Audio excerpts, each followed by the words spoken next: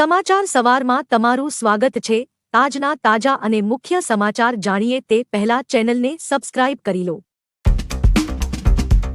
ઉત્તર ભારતમાં હિમવર્ષાની અસર ગુજરાતમાં। ઉત્તર ભારતમાં હિમવર્ષાને કારણે રાજ્યમાં ઠંડીનો અહેસાસ થયો હતો, ત્યારે કચ્છ જિલ્લાનો નલિયા 9.4 ડિગ્રી સાથે રાજ્યનું સૌથી ઠંડુ શહેર બન્યું છે, જ્યારે રાજ્યના અનેક શહેરમાં 1 ડિગ્રીથી નીચું તાપમાનનો પારો ગગડ્યો હતો। ઉત્તર ભારતમાં હિમવર્ષાને કારણે રાજ્યમાં આગામી 3-4 દિવસોમાં ઠંડીમાં વધારો થવાની શક્યતાઓ દર્શાવાઈ છે। 22 તારીખે શાળાઓમાં અડધી રજા। 22 તારીખે રાજ્યની શાળાઓમાં પણ રજા રહેશે। બપોરના 2:30 વાગ્યા સુધી બાળકોએ શાળાએ જવાની જરૂર નથી। પ્રાથમિક શિક્ષણ નિયામક કચેરીએ તમામ જિલ્લા શિક્ષણાધિકારીઓને પત્ર લખ્યો છે। તમામ લોકો પ્રાણ પ્રતિષ્ઠાની ઉજવણીમાં ભાગ લઈ શકે તે માટે નિર્ણય કરાયો છે। તમામ શાળાઓમાં તેના ચુસ્તપણે પાલન થાય તે માટે આદેશ અપાયો છે। રાજ્ય સરકારે પણ તમામ કચેરીમાં અડધો દિવસ રજા આપી છે। દ્વારકામાં પણ વડોદરાના હરણી તળાવ દુર્ઘટનાએ રાજ્યમાં ચકચાર મચાવી હતી, ત્યારે સૌ કોઈ બોટ સેવા ચલાવતા કોન્ટ્રાક્ટરો પર ફિટકાર વરસાવી રહ્યા છે। દરમિયાન બેટ દ્વારકાનો આવો જ એક વિડીયો વાયરલ થયો છે, જેમાં એક બોટમાં 300 જેટલા લોકોને ખીચોખીચ બેસાડવામાં આવ્યા હતા। ત્યારે લોકોનો હવે એક જ સવાલ છે કે શું વડોદરાની દુર્ઘટનાનું પુનરાવર્તન નહીં થાય ત્યાં સુધી સરકાર નહીં જાગે કે શું ક્યાં સુધી તંત્ર આ મુદ્દે લાચાર બની રહેશે? રામ મંદિરના નામે દેશ એક થયો છે। જૂનાગઢના માંગરોળ ખાતે યોજાયેલ શબરી યાત્રા કાર્યક્રમમાં CR પાટીલે કહ્યું કે મંદિર નિર્માણના કારણે આખો દેશ એક થયો છે, જે અંદર જાતિવાદ, ભાષાવાદ અને ભાગલા પાડી રાજ કરનાર પાર્ટીઓ માટે આ એક મોટો દાખલો છે। જે લોકો ભેગા થઈને રામ મંદિરનો વિરોધ કરતા હતા તેવા લોકોનો હવે વિરોધ થઈ રહ્યો છે। આ એક ઐતિહાસિક ઘટના છે। આગળ મહત્વના સમાચાર હજુ બાકી છે, તેની શરૂઆત પહેલા વિડીયોને લાઇક કરીને તમારો સહકાર આપો। ગુજરાતના 300 સંતો જશે અયોધ્યા। આગામી 22 જાન્યુઆરીના રોજ અયોધ્યામાં ભગવાન રામનો ભવ્ય પ્રાણ પ્રતિષ્ઠા સમારોહ યોજાવા જઈ રહ્યો છે। આ અંગે વિશ્વ હિન્દુ પરિષદના મહામંત્રી અશોક રાવલે કહ્યું કે 22 જાન્યુઆરીના રોજ ગુજરાતના 8000 જેટલા લોકો હાજરી આપશે। સાથે ગુજરાતના 300 જેટલા સંતો પણ કાર્યક્રમમાં હાજરી આપશે। તેમણે વધુમાં જણાવ્યું હતું કે 105 શ્રેષ્ઠીઓ, સમાજના આગેવાનો અને ડોનેશન આપનાર તેમજ 18 કારસેવકના પરિવારો પણ અયોધ્યા જશે।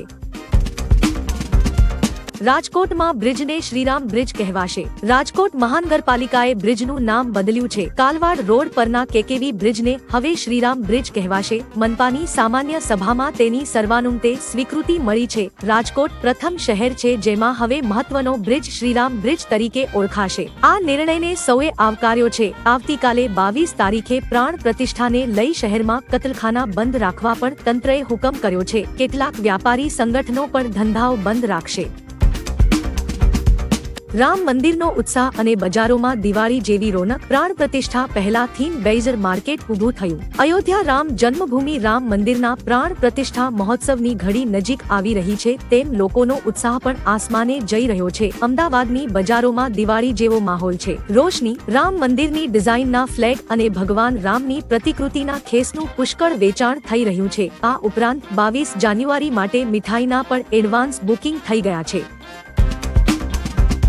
બોટ દુર્ઘટનામાં અત્યાર સુધીમાં 6 લોકોની ધરપકડ। વડોદરામાં હરણી નદીમાં 2 શિક્ષકો સહિત 15 લોકોના મોતની ઘટના બાદ તંત્ર દ્વારા કડક કાર્યવાહી કરવામાં આવી છે। અત્યાર સુધી કુલ 6 આરોપીની પોલીસે ધરપકડ કરી છે, જેમાંથી અગાઉ લેક ઝોનના મેનેજર, બોટ ચલાવનાર અને બોટ સેફટી સંબંધિત 3 લોકો પકડાયા હતા। તો હવે કોન્ટ્રાક્ટ કંપનીના 3 ડાયરેક્ટરોને ઝડપી લેવાયા છે, તેમજ કુલ 18 લોકો વિરુદ્ધ ગુનો નોંધવામાં આવ્યો છે।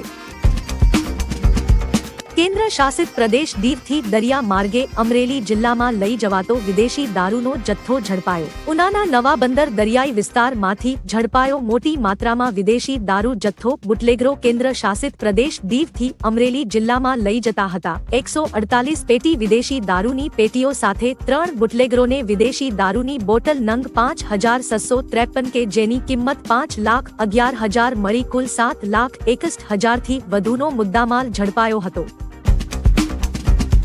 નાસ્તો બનાવતી કંપનીને અપાયો કોન્ટ્રાક્ટ. વડોદરા હરણી બનાવમાં જે કંપનીને થોડો પણ અનુભવ નથી તેવી કંપની મેસર્સ કોટિયા પ્રોજેક્ટને ઝીરો બેલેન્સ અને કોઈ પણ અનુભવ વગર હરણી લેક ઝોન ચલાવવાનો વીએમસીએ કોન્ટ્રાક્ટ આપ્યો હતો. આ કોન્ટ્રાક્ટ વર્ષ 2016માં 30 વર્ષ માટે આપવામાં આવ્યો હતો. આ કોટિયા પ્રોજેક્ટ્સ માત્ર નાસ્તા બનાવવાનો અને ડિસ્ટ્રીબ્યુટ્સ કરવાનો જ અનુભવ ધરાવે છે. જોવું રહ્યું કે 15 માસૂમના મોત બદલ તંત્ર આ કંપની પર શું કાર્યવાહી કરશે. અમદાવાદ રિવરફ્રન્ટ પર રાઇડ બંધ કરાઈ. અમદાવાદ રિવરફ્રન્ટ પર ચાલતી વોટર રાઇડ બંધ કરાઈ છે. પરમિશન વગર તે ચાલતી હોવાની વિગતો સામે આવી છે. સલામતીને ધ્યાને લઈ બંધ રાખવા નિર્ણય લેવાયો છે. એએમસી હરણી તળાવની દુર્ઘટના બાદ જાગતા તપાસ કરવા કહ્યું હતું. પોલીસ વિભાગનું પ્રમાણપત્ર પણ તેના સંચાલક પાસે નહોતું. સવાલ એ છે કે જો રાજ્યમાં બધી જ જગ્યાએ ઊંડાણથી તપાસ થાય તો આવી કેટલી વસ્તુઓ બહાર આવે. અમદાવાદથી અયોધ્યાના ભાડામાં વધારો. અયોધ્યામાં રામ ભક્તો મોટી સંખ્યામાં પહોંચવા લાગ્યા છે, જેને પગલે અમદાવાદથી અયોધ્યા જવા માટે ભાડામાં ધરખમ વધારો જોવા મળી રહ્યો છે. ખાનગી બસ ઓપરેટરો ભક્તોની ભારે ભીડને કારણે અયોધ્યા જવાના 5,000 કરતા વધુ રૂપિયા વસૂલી રહ્યા છે. અમદાવાદથી અયોધ્યા જવા માટેનું વન વે ભાડું 16,000 થયું છે. રેલવેમાં પણ વેઇટિંગ જોવા મળી રહ્યું છે. તેમજ રેલવે બુકિંગ 200ને પાર થતા લોકો ખાનગી બસમાં જઈ રહ્યા છે. આધાર કાર્ડના આ નિયમોમાં ફેરફાર કરાયો. યુઆઈડીએઆઈએ આધારની નોંધણી અને કાર્ડને અપડેટ કરવા માટે નવા ફોર્મ જારી કર્યા છે. જો કોઈ વ્યક્તિ તેનું આધાર કાર્ડ અપડેટ કરવા અથવા નવું કાર્ડ બનાવવા જશે તો તેણે હવે નવું ફોર્મ ભરવું પડશે. એનઆરઆઈ માટે પણ અલગ ફોર્મ જારી કરાયું છે. હવે આધાર કાર્ડમાં નામ, સરનામું અપડેટ કરવું પહેલા કરતા વધુ આસાન થશે. અરજદાર જાતે ઓનલાઈન પણ ઘણી વિગતો બદલાવી શકશે અથવા સેન્ટર પર જઈને પણ ફેરફાર કરાવી શકાશે. કેન્દ્ર સરકારનો શૈક્ષણિક સંસ્થાઓને આદેશ. કેન્દ્ર સરકારે શાળાઓ અને ઉચ્ચ શિક્ષણ સંસ્થાઓને આગામી 3 વર્ષમાં ભારતીય ભાષાઓના તમામ અભ્યાસક્રમો માટે અભ્યાસ સામગ્રીને ડિજિટલી ઉપલબ્ધ કરાવવાનો આદેશ આપ્યો છે. દિશાનિર્દેશો દરેક સ્તરે શિક્ષણમાં બહુભાષીયતાને પ્રોત્સાહન આપવા માટે રાષ્ટ્રીય શિક્ષણ નીતિમાં ભલામણ કરાઈ છે, જેથી વિદ્યાર્થીઓને તેમની પોતાની ભાષામાં અભ્યાસ કરવાની તક મળે અને વધુ સારા શિક્ષણ પરિણામો મળી શકે. વિક્રમ લેન્ડરના ઉપકરણે ફરીથી કામ કરવાનું શરૂ કર્યું. ચંદ્રયાન 3 ને લઈને ઇસરોએ મોટી જાણકારી આપી છે. ઇસરોએ કહ્યું કે ચંદ્રયાન 3 લેન્ડર પરના એક ઉપકરણે ચંદ્રના દક્ષિણ ધ્રુવની નજીક લોકેશન માર્કર તરીકે કામ કરવાનું શરૂ કર્યું છે. ચંદ્રયાન 3 લેન્ડર પર સ્થાપિત લેસર રેટ્રોરિફ્લેક્ટર એરે ફરીથી કામ કરવાનું શરૂ કર્યું છે. આ ચંદ્રની ગતિશીલતા, આંતરિક માળખું અને ગુરુત્વાકર્ષણ વિસંગતતાઓને લગતી માહિતી પ્રદાન કરશે.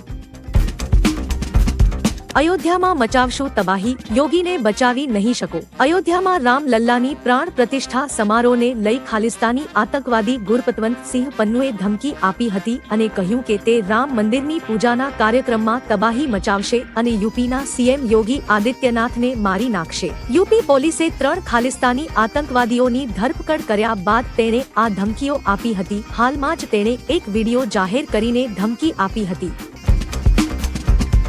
ટાટા ફરી આઈપીએલ ટાઇટલનું સ્પોન્સર બન્યું. ટાટા ગ્રુપ ફરી આઈપીએલનું ટાઇટલ સ્પોન્સર બની ગયું છે. ટાટાએ 2028 સુધી આઈપીએલ માટે 2500 કરોડ રૂપિયામાં ટાઇટલ સ્પોન્સરશિપ રાઇટ્સ ખરીદ્યા છે. હવે બીસીસીઆઈને એક સિઝન માટે 500 કરોડ રૂપિયા મળશે. બીસીસીઆઈએ આઈપીએલ ટાઇટલ રાઇટ્સ વેચવા માટે 12 ડિસેમ્બર 2023ના રોજ ટેન્ડર બહાર પાડ્યું હતું. ટાટા ઉપરાંત આદિત્ય બિરલા ગ્રુપે રાઇટ્સ ખરીદવામાં રસ દાખવ્યો હતો. જાપાનની ઉડતી ટેક્સી ટૂંક સમયમાં ભારતમાં આવશે. હૈદરાબાદમાં આવેલ મારુત ડ્રોન ભારતમાં ઇવોટલ એરક્રાફ્ટ લાવવાની યોજના બનાવી રહી છે. આ માટે જાપાનની કંપનીએ સ્કાયડ્રાઇવ સાથે કરાર કર્યો છે. બેટરી ચાલતા એરક્રાફ્ટને એર ટેક્સી અથવા ફ્લાઇંગ ટેક્સી કહેવામાં આવે છે. તેનો ઉપયોગ ટૂંકા અંતરની મુસાફરી માટે થાય છે. કંપનીનું કહેવું છે કે તેનાથી હવાઈ પરિવહનમાં ક્રાંતિકારી બદલાવ આવશે. રામ મંદિર નામે મીઠાઈ વેચતા એમેઝોનને નોટિસ. 22 જાન્યુઆરીએ અયોધ્યામાં યોજાનાર ભગવાન શ્રી રામના પ્રાણ પ્રતિષ્ઠા મહોત્સવના નામે કેટલીક કંપનીઓ નફો કમાવા જઈ રહી છે. એવામાં સીસીપીએ ઈ-કોમર્સ કંપની એમેઝોનને નોટિસ જારી કરી છે. કંપની રામ મંદિરના નામે મીઠાઈનું ઓનલાઈન વેચાણ કરી રહી હતી, જેને પગલે નોટિસ ફટકારી છે. આ અંગે સીએઆઈસીએ ફરિયાદ કરી હતી, જેના પછી આ કાર્યવાહી કરવામાં આવી છે. વિડિયો નિહાળવા બદલ આભાર. આવતીકાલે ફરી મળીશું સવારે 6 વાગ્યે એકદમ નવા અને તાજા સમાચાર સાથે. Good bye.